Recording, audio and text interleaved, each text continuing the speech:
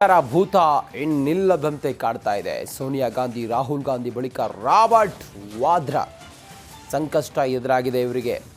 ಆದರೆ ಸಾಹೇಬ್ರು ಮಾತ್ರ ರಿಪಬ್ಲಿಕ್ ಮೇಲೆ ಸಿಟ್ಟಾಗಿದ್ದಾರೆ. ಯಾಕಂತೀರಾ? ಈ ಸ್ಟೋರಿ ನೋಡಿ.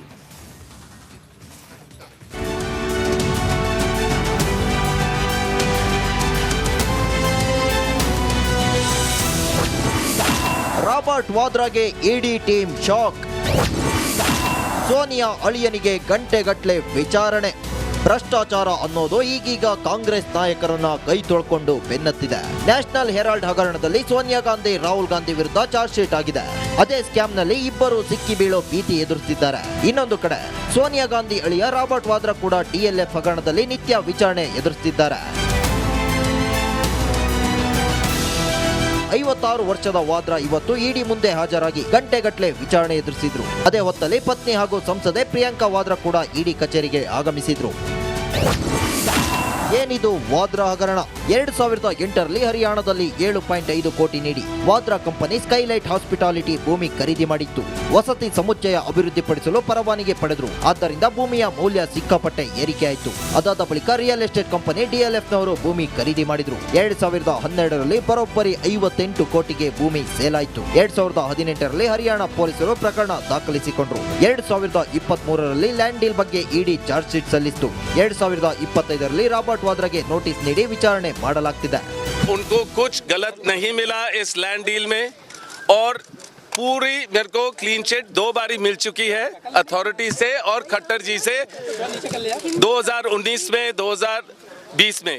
तो मैं ये कहूँगा कि ये मेरे को समझ नहीं है कि 2019 के बाद जब मैं 15 बारी गया हूँ, 10-10 घंटे बैठा हूँ और सारे सवाल के जवाब दिए हैं, अब 7 साल बाद वही विषय में दोबारा बुलाने का मेरे को मकसद समझ नहीं आ रहा। ರಾಜಕೀಯಕ್ಕೆ ಬರ್ತಾರಂತೆ ರಾಬರ್ಟ್ ವಾದ್ರಾ.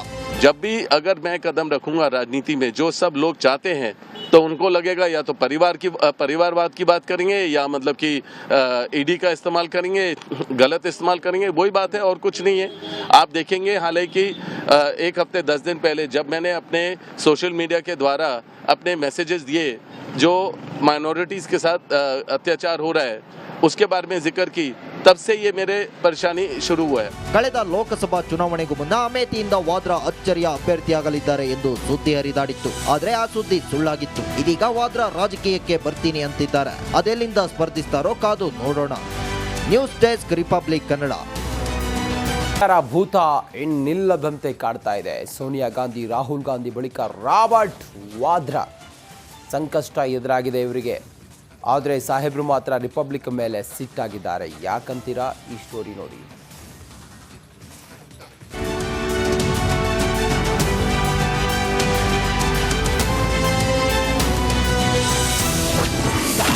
ರಾಬರ್ಟ್ ವಾದ್ರಾಗೆ ಇಡಿ ಟೀಮ್ ಶಾಕ್. ಸೋನಿಯಾ ಅಳಿಯನಿಗೆ ಗಂಟೆಗಟ್ಟಲೆ ವಿಚಾರಣೆ.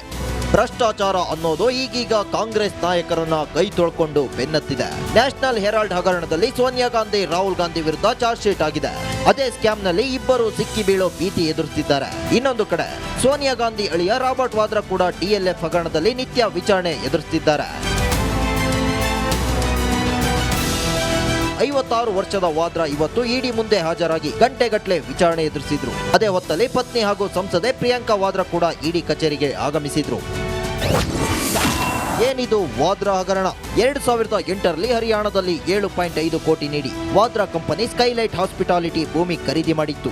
ವಸತಿ ಸಮುಚ್ಚಯ ಅಭಿವೃದ್ಧಿಪಡಿಸಲು ಪರವಾನಗಿ ಪಡೆದ್ರು. ಆದ್ದರಿಂದ ಭೂಮಿಯ ಮೌಲ್ಯ ಸಿಕ್ಕಾಪಟ್ಟೆ ಏರಿಕೆಯಾಯಿತು. ಅದಾದ ಬಳಿಕ ರಿಯಲ್ ಎಸ್ಟೇಟ್ ಕಂಪನಿ ಡಿಎಲ್ಎಫ್ ನವರು ಭೂಮಿ ಖರೀದಿ ಮಾಡಿದ್ರು. 2012ರಲ್ಲಿ ಬರೋಬ್ಬರಿ 58 ಕೋಟಿಗೆ ಭೂಮಿ ಸೇಲ್ ಆಯಿತು. 2018ರಲ್ಲಿ ಹರಿಯಾಣ ಪೊಲೀಸರು ಪ್ರಕರಣ ದಾಖಲಿಸಿಕೊಂಡ್ರು. 2023ರಲ್ಲಿ ಲ್ಯಾಂಡ್ ಡೀಲ್ ಬಗ್ಗೆ ಇಡಿ ಚಾರ್ಜ್ ಶೀಟ್ ಸಲ್ಲಿಸಿತು. 2025ರಲ್ಲಿ ರಾಬರ್ಟ್ ವಾದ್ರಾಗೆ ನೋಟಿಸ್ ನೀಡಿ ವಿಚಾರಣೆ ಮಾಡಲಾಗ್ತಿದೆ. उनको कुछ गलत नहीं मिला इस लैंड डील में और पूरी मेरे को क्लीन चिट 2 बारी मिल चुकी है अथॉरिटी से और खट्टर जी से 2019 में 2020 में।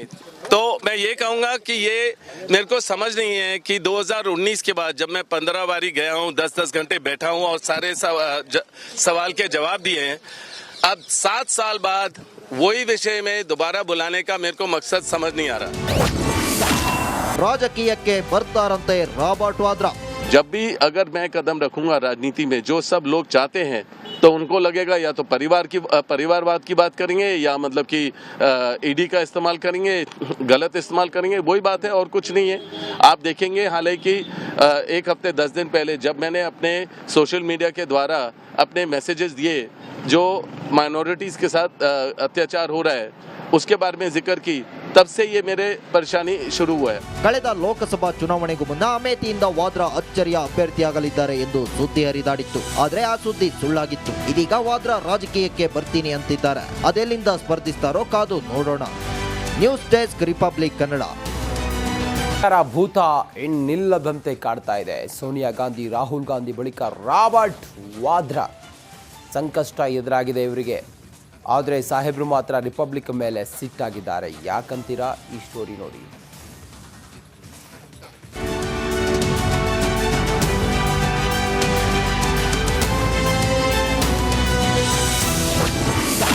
ರಾಬರ್ಟ್ ವಾದ್ರಾಗೆ ಇಡಿ ಟೀಮ್ ಶಾಕ್.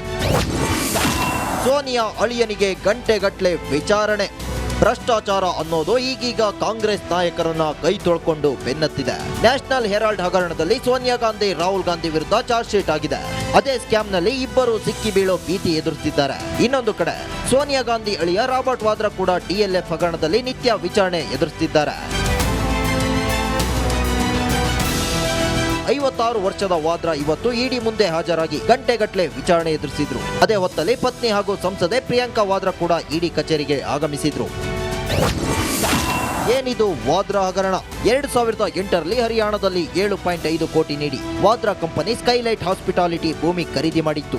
ವಸತಿ ಸಮುಚ್ಚಯ ಅಭಿವೃದ್ಧಿಪಡಿಸಲು ಪರವಾನಗಿ ಪಡೆದ್ರು. ಆದ್ದರಿಂದ ಭೂಮಿಯ ಮೌಲ್ಯ ಸಿಕ್ಕಾಪಟ್ಟೆ ಏರಿಕೆಯಾಯಿತು. ಅದಾದ ಬಳಿಕ ರಿಯಲ್ ಎಸ್ಟೇಟ್ ಕಂಪನಿ ಡಿಎಲ್ಎಫ್ ನವರು ಭೂಮಿ ಖರೀದಿ ಮಾಡಿದ್ರು. 2012ರಲ್ಲಿ ಬರೋಬ್ಬರಿ 58 ಕೋಟಿಗೆ ಭೂಮಿ ಸೇಲ್ ಆಯಿತು. 2018ರಲ್ಲಿ ಹರಿಯಾಣ ಪೊಲೀಸರು ಪ್ರಕರಣ ದಾಖಲಿಸಿಕೊಂಡ್ರು. 2023ರಲ್ಲಿ ಲ್ಯಾಂಡ್ ಡೀಲ್ ಬಗ್ಗೆ ಇಡಿ ಚಾರ್ಜ್ ಶೀಟ್ ಸಲ್ಲಿಸಿತು. 2025ರಲ್ಲಿ ರಾಬರ್ಟ್ ವಾದ್ರಾಗೆ ನೋಟಿಸ್ ನೀಡಿ ವಿಚಾರಣೆ ಮಾಡಲಾಗ್ತಿದೆ. उनको कुछ गलत नहीं मिला इस लैंड डील में और पूरी मेरे को क्लीन चिट 2 बारी मिल चुकी है अथॉरिटी से और खट्टर जी से 2019 में 2020 में। तो मैं ये कहूँगा कि ये मेरे को समझ नहीं है कि 2019 के बाद जब मैं 15 बारी गया हूँ, 10-10 घंटे बैठा हूँ और सारे सवाल के जवाब दिए हैं, अब 7 साल बाद वही विषय में दोबारा बुलाने का मेरे को मकसद समझ नहीं आ रहा। ರಾಜಕೀಯಕ್ಕೆ ಬರ್ತಾರಂತೆ ರಾಬರ್ಟ್ ವಾದ್ರಾ। जब भी अगर मैं कदम रखूंगा राजनीति में, जो सब लोग चाहते हैं तो उनको लगेगा या तो परिवारवाद की बात करेंगे या मतलब कि ईडी का इस्तेमाल करेंगे, गलत इस्तेमाल करेंगे, वही बात है और कुछ नहीं है। आप देखेंगे हालांकि एक हफ्ते 10 दिन पहले जब मैंने अपने सोशल मीडिया के द्वारा अपने मैसेजेस दिए जो माइनॉरिटीज़ के साथ अत्याचार हो रहा है उसके बारे में जिक्र की, तब से ये मेरे परेशानी शुरू हुआ है। ಕಳೆದ ಲೋಕಸಭಾ ಚುನಾವಣೆಗೂ ಮುನ್ನ ಅಮೇಥಿಯಿಂದ ವಾದ್ರಾ ಅಚ್ಚರಿಯ ಅಭ್ಯರ್ಥಿಯಾಗಲಿದ್ದಾರೆ ಎಂದು ಸುದ್ದಿ ಹರಿದಾಡಿತ್ತು. ಆದರೆ ಆ ಸುದ್ದಿ ಸುಳ್ಳಾಗಿತ್ತು. ಇದೀಗ ವಾದ್ರಾ ರಾಜಕೀಯಕ್ಕೆ ಬರ್ತೀನಿ ಅಂತಿದ್ದಾರೆ. ಅದೆಲ್ಲಿಂದ ಸ್ಪರ್ಧಿಸ್ತಾರೋ ಕಾದು ನೋಡೋಣ.